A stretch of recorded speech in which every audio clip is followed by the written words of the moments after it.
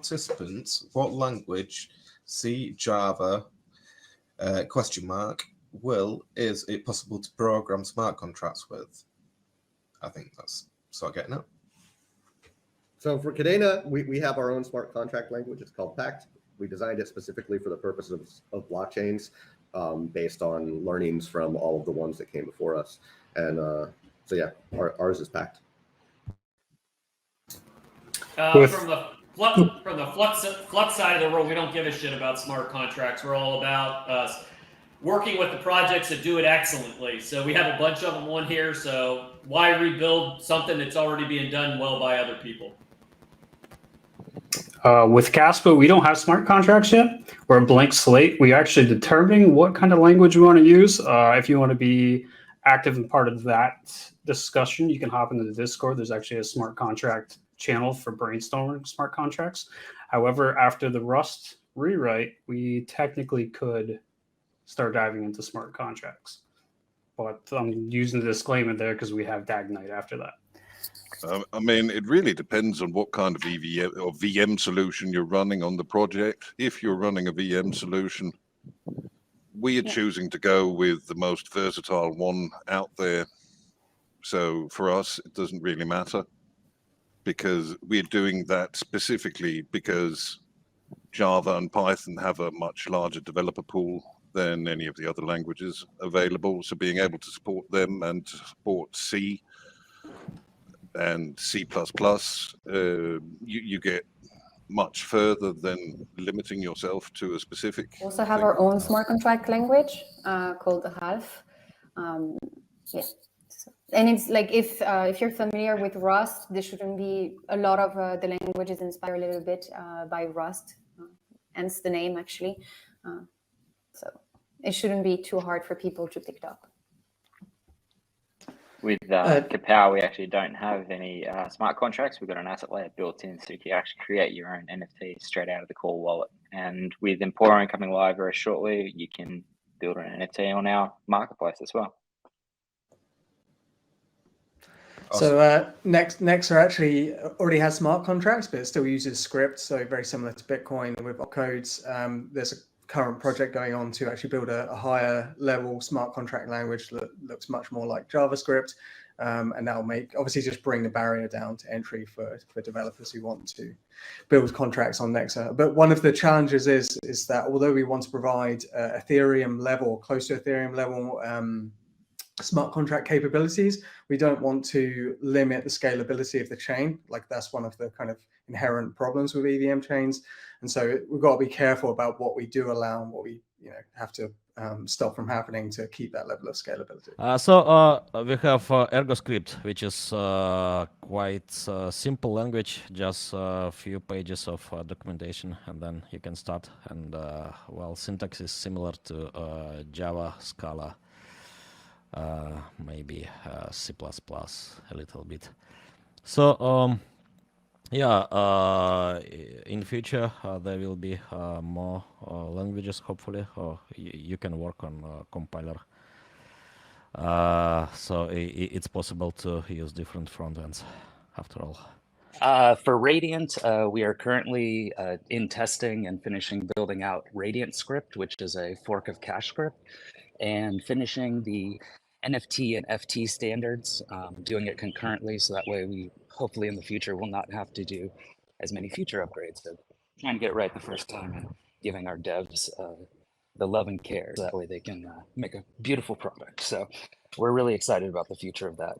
And because of the induction proofs that are built into Radiant, we feel like it really helps with the scalability issues that are inherent in some other systems, because you don't have to track the entire chain history. You don't have to have every transaction traced because of the power of the induction proof. So really cool stuff. Let's move on to the next question. So Pepe, so leaving political hypocrisy aside, do you think the energy limitation of the POW will be justified at some point? This is a human energy issue in general. Yeah. It's a worldwide issue. That is a mankind issue. It is not a proof of work issue. It doesn't matter what industry you go to. I'm in the wine industry as part of my other everyday job. They are battling the same problem.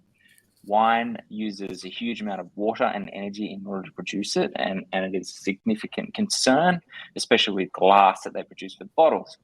The energy consumption of the world, when it comes to a banking institution perspective, is significantly larger than anything that the cryptocurrency industry does, by like a mammoth amount. The proof of work energy argument is a complete fallacy because it completely ignores everything else that is using energy to produce anything of any sort in this world. And I would like to say to any person that thinks that proof of work is not worth the energy is, how much do you like your security? That is the key. That is the serious key thing. How much do you like your security? How much do you like your privacy? And I'm extremely passionate about that because I think that for too long, we have not had the right response to the narrative that's come on this. And I'm really passionate about sort of answering that question. So sorry, that's my high horse. Go ahead. Can I add something? Sorry. Have at it. Yeah, another point. I think that when people look at the energy consumption of proof of work, they really look at the energy to mine a block, to mine a new block or like this, but they don't look at actually the overall consumption of the chain, because there's also energy into running a node and having access to information without intermediary. And obviously, if you look at proof of stake, the cost of making new blocks is cheaper, but what is the cost of actually disintermediation and being able to have a trustless network where anyone can verify the information on the blockchain?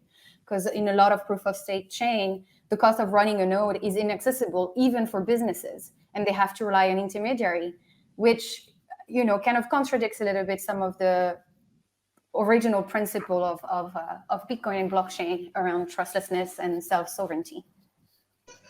100%. I think we all generate energy, and we all use it for these like specific use cases. And I think a lot of this is driven down to infrastructure rather than actually energy usage.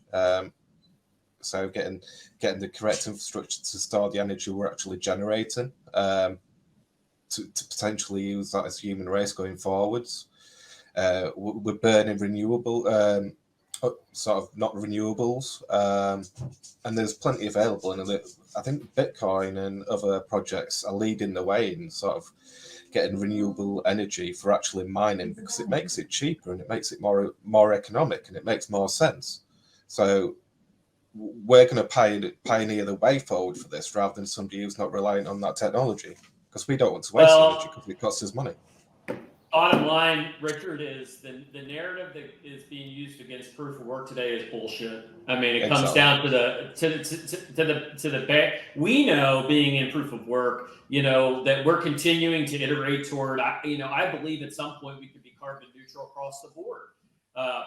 People say, how can proof of work be carbon neutral? Well, if you all of a sudden take the compute resources, evergreen technology, whether you're using CPUs, GPUs, FPGAs, whatever it is, and you're able to use that technology effectively, like Flux is working with proof of use of work, we are going to iterate proof of work to a point where it's irrelevant for them to argue about it. We are already tracking our carbon footprint. We know exactly what we're doing for our project.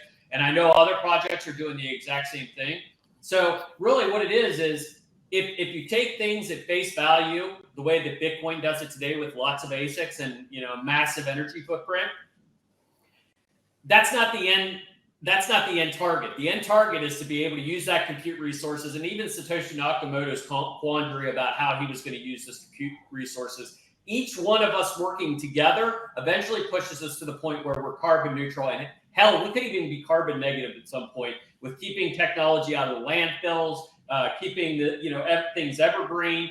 We're looking at ChatGPT, which needs massive footprint. Elon just purchased 10,000 graphics cards. Well, imagine if all of us working together were able to supply those graphics cards back to them. So those are things that we need to think about in the grand scheme of things. And that fucking narrative is old and nobody cares about it. I love that question. Amen.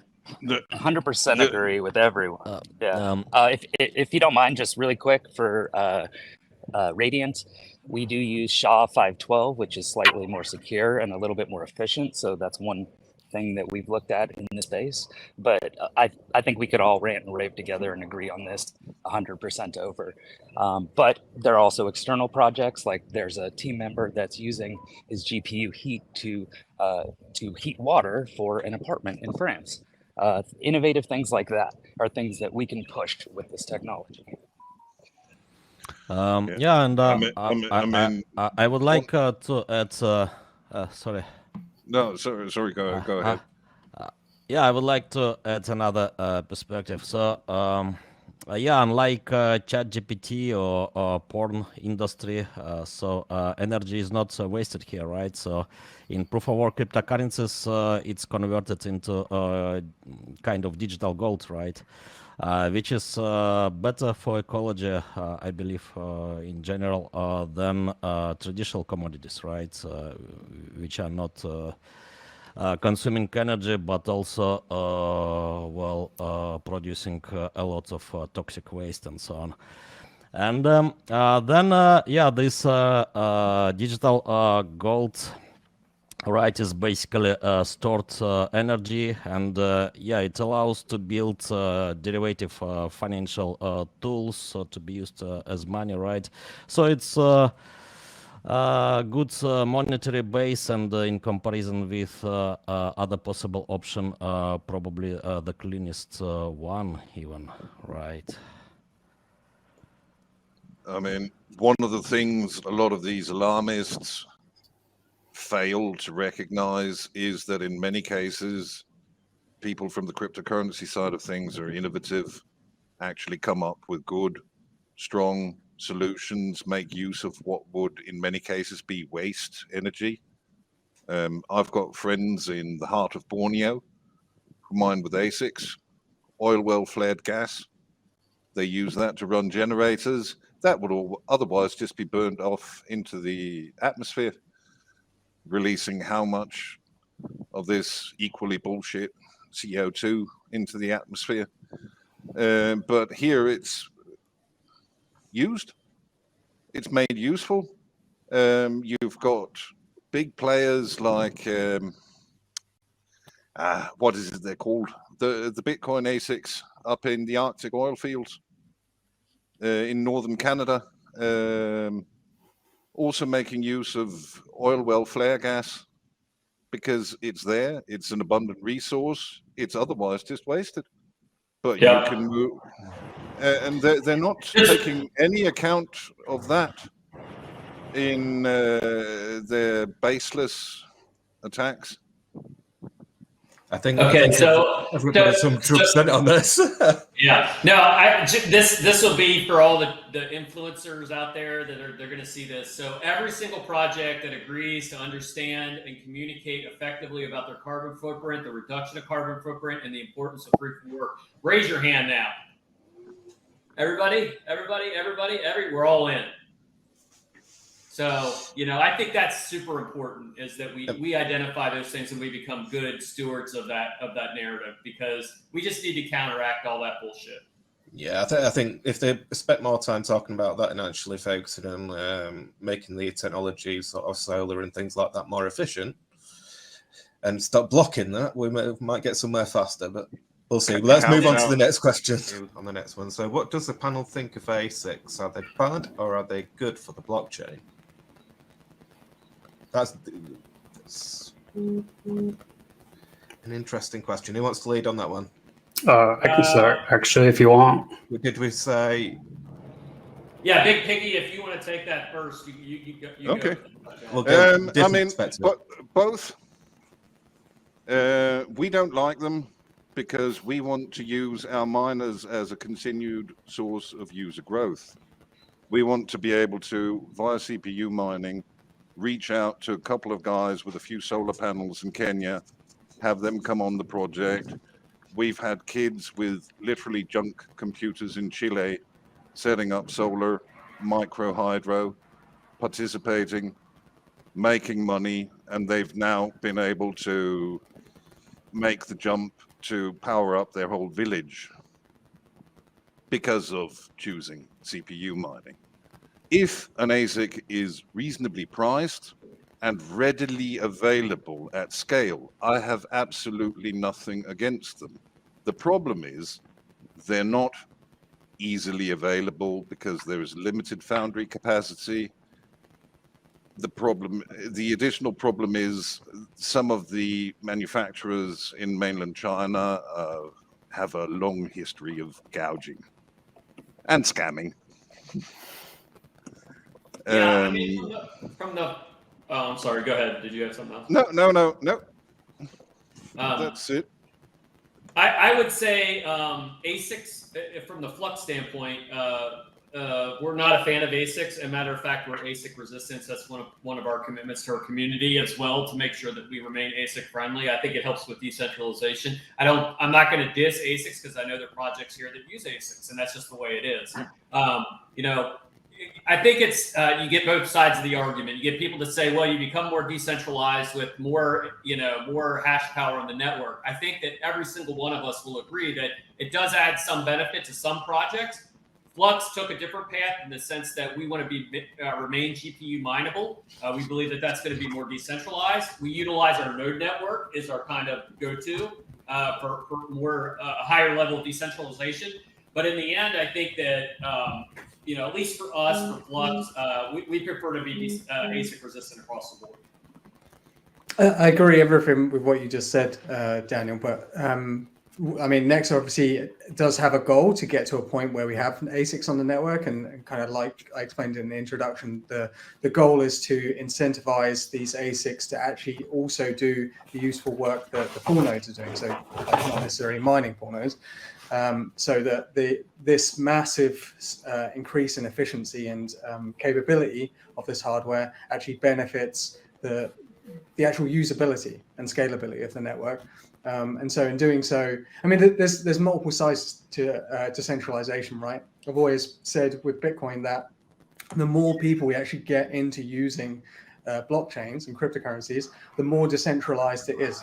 Because if you have, let's say, half the planet using a cryptocurrency, then it makes it much more difficult for governments to come in and try and ban it or, control it in some way, because there's more people that are invested into it, and there's more people that have like skin in the game and want it to be free and useful and all of these things. So, just having more people using the network is a form of decentralization as well. I would like to chime in on this one. So we're actually going through some ASIC rumors right now, and the community's got this debate going in full throttle. So there's rumors that there's going to be a few ASICs that are going to come to the market. We haven't confirmed whether they're legit or not. But in Caspa's stance, we were never ASIC resistant in a code technical standpoint. We were more like an ASIC resistance as far as the emission schedule. If anybody's familiar with the emission schedule with Caspa, it's extremely quick. And the point of that is while ASICs were in process of being developed, the GPU miners had a chance to get most of the mining done. By the time the network hits, the higher part of the emissions, and they're getting less. So far that's been working according to the design, but Caspa also is it's actually still compatible and was originally designed for optical miners. So if we ever see optical miners one day, this could actually also segue into the last question with power efficiency. We could actually be even more power efficient with the algo that we're using now. And that could be subject to change with these optical miners. On Alephium side, we also made the choice to be ASIC friendly. It was some of the reason for us where that usually ASIC friendly algorithms are simple. So it makes it simpler to make a high performant miner. And also ASIC friendly algorithms are usually more lightweight, which in our case, being a sharded blockchain, this was something we wanted to, that was better suited for us. I think the whole question comes down to what do you want your project to achieve, I think. I was just thinking that. Who do you want to incorporate in your project? And I think it's also about where do you want that involvement of people in your project per se. So as a miner, one of the key things I wanted in the project and Meow answer as well was we wanted to have people participate because we believe that the people who participate in mine are the ones who also contribute and help to build and help to use and help to engage in the project at that end. And that was our philosophy and what we wanted our project to do. I personally don't have anything against ASICs because I think that they're a natural consequence of humans wanting to excel at something that they do and humans wanting to build something to achieve. And I think what ASICs are is they're essentially a philosophical discussion rather than anything else. Essentially, they're about where do you want your community interacting with your blockchain? And I think that's a legitimate question. I think Satoshi probably, whoever he was, may have had differing opinions on how that occurred. But I think it would be hard to say that Bitcoin isn't decentralized at this point, even with the influence of ASICs. So I think that they're the questions. I think it's a neutral question in my mind. I wouldn't argue that one way or the other it's better or worse. I would say it's what do you want for your project and where do you want your community interacting and how do you go forward from there. So maybe there's a different way of tackling this. Maybe it's taking the power out of the astronomical amounts they're charging for these miners. Maybe the market needs more competition to bring the price down. Yeah. The miners themselves, it's hard to actually say that, right? Because we went through a period where the GPUs were high priced too, remember? So, at some level, the GPU scarcity 2 years ago, 18 months ago, prevented people from getting in. I was paying twice the amount for a 3060 Ti that I should have been. But it wasn't going to the scale of sort of 30 to 60,000 pounds for a box, was it? So True. I guess the point is that when you have a source of technology that's coming from a specific area, that specific area is always going to try and bottleneck it and take advantage of it at some level. We shouldn't expect them not to. One of the main problems with ASICs is there isn't unlimited foundry capacity. Correct. And that means the supply will be more limited and it will be more centralizing in that sense. However, if you're like in Casper's case, going around it by putting most of the emissions into the first year, that fair? Absolutely fair. It depends on what you want to use it for. I see ASICs as being a limiting factor in growth via miners. The less specific your hardware is, the more people can participate. It does have other problems. Every time AWS and Azure have awful security, which is a couple of times a week, then you get a lot of extra AWS instances all of a sudden mining your project. But that still, in the longer run, is relatively minor compared to grouping it up into a smaller handful of players. Unless you've done like what Casper have done, what Monero did. Monero were just dishonest about how they did it. Monero dishonest? Yep. They had all of their emissions in the first... That was my sarcasm voice. I hear they like their secrets. Yeah, and secret miners and secret this and secret that. And I'm just going to sort of say... It's fair. I'm not going to say anything against Monero because they've got no representation here, and this could be open to them as well in the future. Absolutely. So let's not go against projects like that because I think that's what we're trying to stop in the communities as well. So I think Andy Rich called me out right in front of everybody. Holy shit! That's all right. You're right. Absolutely. We definitely need to keep it non-tribalistic. I think the whole ASIC standpoint, and then we'll go into the next question after that, is I think it's a tale as old as time. I think it really, if you can build a justification for your project to have them, it makes sense for whatever you're doing. Certain projects, they choose not to have them. That's great too. But I do agree, and I can't remember who said it, but to argue that Bitcoin would be centralized, especially with ASICs, is kind of a moot point.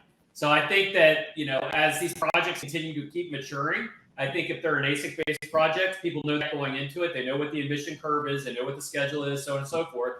So I think it's just as long as you're transparent about it and share that with your community and make sure that you stick to that and not mess with your tokenomics, mess with your emission curve, not mess with your, I hate these projects that do token burns and all this other shit. So, I think it's super important. You just are transparent with your community. Yeah, and it's the education piece, 100%. And I think that's what we all need to work on better, because sometimes that communication gets lost down the way, especially when you first set up a project. It develops and evolves on the way as well. And I think that's what a lot of question for everyone. In short, what are the ways you're improving your networks to be ready for peak use, like future goals within now and the next bull run?